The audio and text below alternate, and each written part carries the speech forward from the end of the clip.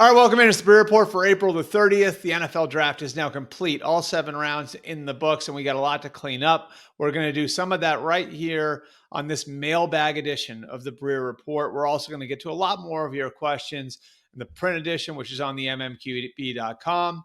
But we'll start here with a question from Ken Kopp. That's at Special K19. Besides the New York Giants, what other teams really like Jaxson Dart and were prepared to draft him, maybe late first round or early second round? This is an important question, of course, because there is the question of whether or not the Giants could have sat there at 34 and gotten Jaxson Dart that way. I don't think it's impossible that that would have happened. There's a couple reasons why you don't sit there. Number one, they were concerned about the Rams, who have an older quarterback, that the Rams might take a quarterback at 26. Now, my understanding is that's not the case. The Rams were not going to take a quarterback at 26. But if you have at least a little concern and you view Jaxson Dart as a quarterback who can play for you for the next 10 to 15 years, it's worth the price to pay to go up and not risk that. There were also teams looking to move into the bottom of the first round. One of those teams that was at least sniffing around at the bottom of the round was the Browns. Now, late in the round, there was a feeling that it was for Josh Connerly, a tackle from Oregon who went 29 to the Commanders.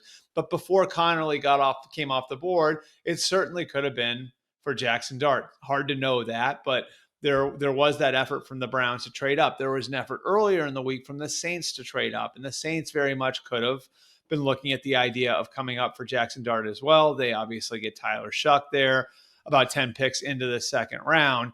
And then, the other piece of this is if you're sitting there at 34 on Friday and Jaxson Dart is still on the board, well, now the Browns are in position to auction the 33rd pick. So you're in competition with other teams for the 33rd pick. Maybe you just make the move to trade up. You'd probably have to pay less. But, these are all factors that go into, your thought process when you're looking at the idea of going and getting your quarterback.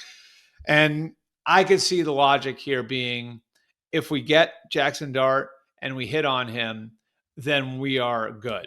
If you are Joe Shane, if you're Brian Daboll, and if we don't get him, and if we miss on him and we have a bad year, then we're going to rue the day that we didn't pay a little extra on the trade to go up and get him. So they got their guy Jaxson Dart. Now, I think to some degree, the futures of the guys in that building are tied to Jaxson Dart. Of course, they wind up with Abdul Carter as well. But having the quarterback in the first round does, of course, add a little bit to what the stakes of the draft class are. And if you're the head coach and general manager and your jobs are on the line, your job security can be tied to that quarterback. Question number 2 from Bernie Barmazel. That's at Bernie Barmazel. Dallas trading for Amari Cooper and George Pickens, somebody else for wide receiver 2.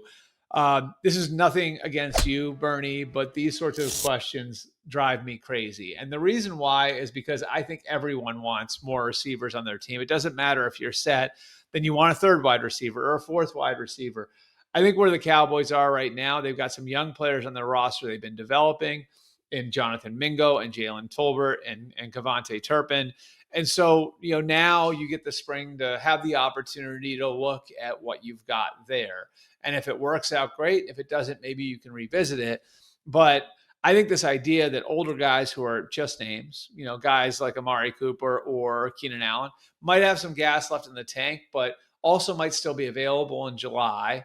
Do you bring them in and then stunt the growth of your young players? Do you take a risk with George Pickens, with a guy who's only under contract for another year? There's these questions that I think are, that are tied to acquiring veteran receivers that I think people don't pay attention to at all because they're playing fantasy football with these acquisitions. And again, this is nothing against you, Bernie, but I think these questions oftentimes get asked, and the thought is like, well, you can never have enough receivers.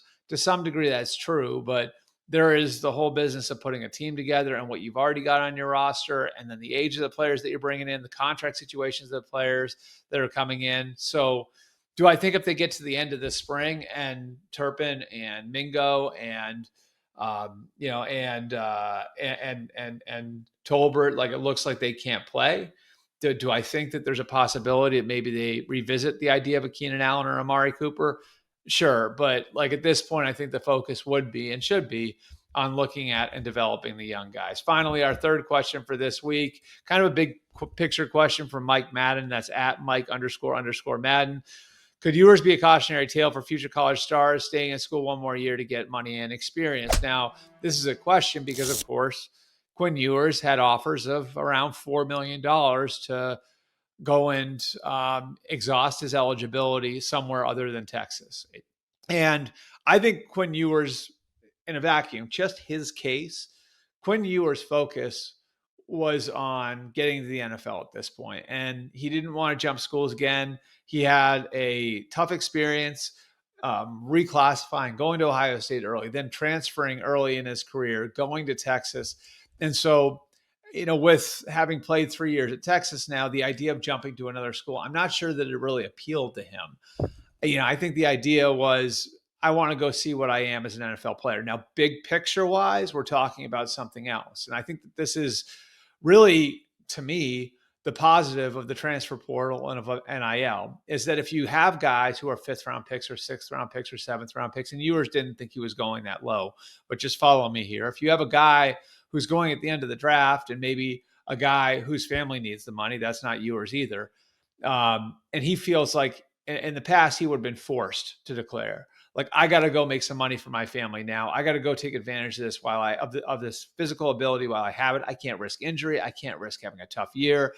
I can't risk something going wrong with my team. I got to go take my shot at the NFL because I can go be a 6th or 7th round pick. Now, that 6th or 7th round pick might make more money in college. He might be able to make more money in college. And by staying in college, he's going to develop. He could get a degree. He could have some other professional development that goes on outside of football. Like, I think there are a ton of positives that come with this. And the idea that you're bringing up here is a good one. I have a friend, and this happens in other sports, and this will be an example of it. A friend I went to Ohio State with, who I went to high school with, who I grew up with too. And his daughter was a Division I soccer player. She graduated in 3 years. She was a captain at a major Division I program and tore her Achilles. So she had 1 extra year of eligibility, meaning she had 2 years left after she graduated from the first school.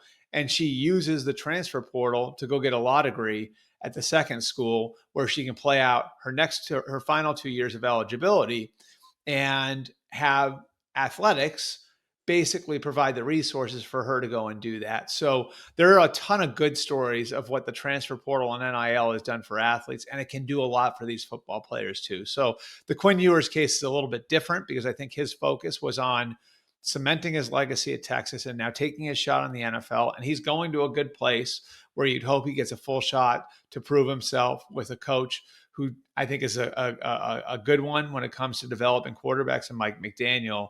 But overall, your point's well taken that this can be a good thing for players, having the opportunity to return to school, having the opportunity to make money in school, having the opportunity to set themselves up for the rest of their lives, as well as setting themselves up for an NFL career. Appreciate you guys coming out. We will be back with another Breer Report tomorrow.